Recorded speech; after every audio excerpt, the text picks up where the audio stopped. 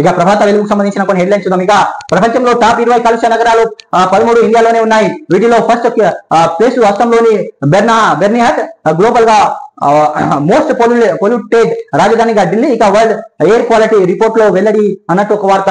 అంటే ప్రపంచంలో ఉన్న 20 దేశాలలో 13 ఇండియాలోనే ఉన్నాయన్నట్టు ఒక వార్త చూస్తున్నాం. 13 నగరాలు. మొదటి స్థానంలో ఢిల్లీ. ఇక 5 లక్షల మందికి 6,000 కోట్లు స్వయం ఉపాధి కోసం రాజీవ్ యువ వికాసం పథకం. ఇక రాష్ట్ర ప్రభుత్వం నుంచి రూపాయలు 3 లక్షల ఆర్థిక లక్షల సాయం. ఇక అదనంగా బ్యాంకు లోన్ సదుపాయం కూడా. ఎస్సీ ఎస్టీ బీసీ మైనారిటీ యువతకు లబ్ధి. ఈ నెల 15 నుంచి ఏప్రిల్ 5 వరకు ఆన్లైన్ దరఖాస్తులు, ఏప్రిల్ 6 నుంచి 31 వరకు అప్లికేషన్ పరిశీలన, జూన్ 2న మంజూరు పత్ర పంపిణీ. ఇక వివరాలు వెల్లడించిన డిప్యూటీ సీఎం బట్టి విక్రమార్క. ఇక 10 ఏళ్ల యువతకు బీఆర్ఎస్ పట్టించుకోలేదని ఫైర్. ఇక యువతకు అండగా నిలుస్తాం, నిరుద్యోగ యువతకు అండగా నిలిచేందుకు రాజీవ్ యువ వికాసం పథకం తీసుకొస్తున్నామని సామాజిక స్పృహ కలిగిన తమ ప్రజా ప్రభుత్వం ఎస్సీ ఎస్టీ బీసీ మైనారిటీ వర్గాల యువత స్వయం ఉపాధికి కట్టుబడి ఉంది. గత బీఆర్ఎస్ ప్రభుత్వం 10 ఏళ్ల యువత వికాసం గురించి ఏనాడు పట్టించుకోలేదు. కానీ యువతకు స్వయం ఉపాధి పథకాలు అందించి వారి అభ్యున్నతికి దోహదపడాలని సీఎం రేవంత్ రెడ్డి నిర్ణయం తీసుకున్నారన్నట్టు డిప్యూటీ సీఎం బట్టి ప్రకటించడం జరిగింది. ఇక పాక్ లో ట్రైన్ హైజాక్, 30 మంది పాకిస్తాన్ సైనికులను కాల్చివేత.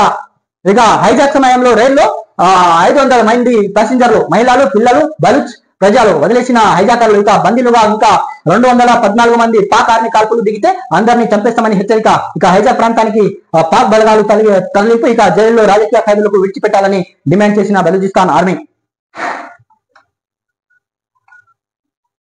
ఇక రాజ్యసభలో డిలిమిటేషన్ కు వ్యతిరేకంగా రాజ్యసభలో ఎంపీలు మంగళవారం నిరసన వ్యక్తం చేశారు. కేంద్ర ప్రభుత్వానికి వ్యతిరేకంగా నినాదాలు చేస్తూ వెల్లోకి దూసుకెళ్లేందుకు ప్రయత్నించారు అన్నట్టు ఒక వార్త చూస్తున్నాం.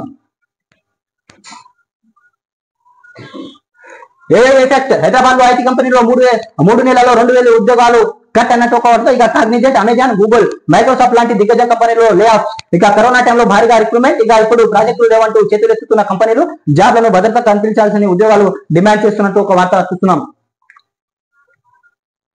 ఇక సమ్మక్క సారలమ్మ ట్రైబల్ వర్సిటీ విసిగా లక్ష్మీ శ్రీనివాస్ ములుగులోకి. సమ్మక్క సారలమ్మ జాతీయ గిరిజన యూనివర్సిటీకి వైస్ ఛాన్సలర్ గా ప్రొఫెసర్ లక్ష్మీ శ్రీనివాస్ ఎడకెళ్లి నియమితులయ్యారు. ఇక ఈ మేరకు కేంద్ర ఉన్నత విద్యాశాఖ ఉత్తర్వులు కూడా జారీ చేసినట్టు ఒక వార్త చూస్తున్నాం. ఇక గ్రూప్ 2 ఫలితాలు రిలీజ్. విడుదల చేసిన TGPSC chairman Burra Venkatesham website లో జనరల్ ర్యాంకింగ్ లిస్ట్. ఇక ఫైనల్ కి OMR sheet master question paper కూడా. ఇక 2,36,649 మందికి జనరల్ ర్యాంకులు. ఇక 13,315 మంది పేపర్లు ఇన్వాలిడ్. ఇక స్టేట్ టాపర్ గా వెంకట హర్షవర్ధన్ అనే ఒక వార్త చూస్తున్నాం.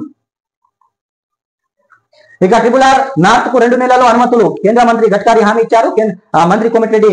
ఇక ఆ తర్వాత కేంద్ర కేబినెట్ ఆమోదం కోసం ప్రధాని ఫైల్. ఇక 2 ప్యాకేజీలుగా హైదరాబాద్ విజయవాడ హైవే విస్తరణ.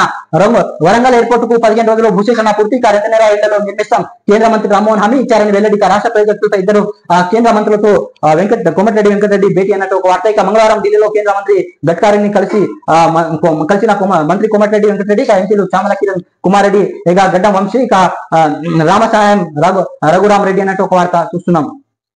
ఇక కాళేశ్వరం అప్పులని రిస్ట్రక్షన్ చేయాలి. ఇక ఎంపీ అనిల్ కుమార్ యాదవ్ ప్రశ్నకు కేంద్రం సమాధానం. ఇక ఆర్బీఐ గైడ్ లైన్స్ పేరిట తప్పించుకునే ప్రయత్నం. వడ్డీ రేటు 10% నుంచి 8% తగ్గించాలని కోరుతున్న రాష్ట్రం. ఇక స్పందించని కేంద్రం.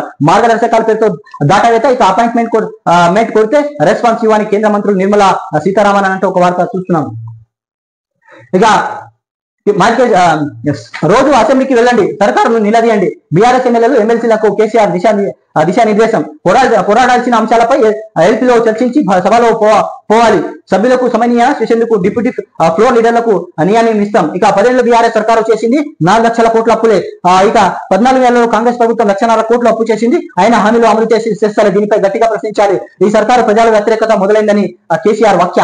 ఇక సాగర్ ఎడమ కాలువ నీటిపైన ఏపీ కన్ను. ఇక జోన్ 2, జోన్ 3 కి రోజుకి 3,530 క్యూసెక్కుల ఇవ్వాలని బోర్డుకు లెటర్. ఎడమ కాలువ తమకు 32.25 టీఎంసీలు కేటాయించాలంటూ మెలిక. ఇక ఇప్పటి వరకు 18.7 టీఎంసీలు వాడుకున్నామని మరో 14 టీఎంసీలు ఇవ్వాలని డిమాండ్ చేస్తున్న ఏపీ. ఇది మనం ప్రభాత వెలుగుకు సంబంధించిన కొన్ని అంశాలు అనేది చూసాం.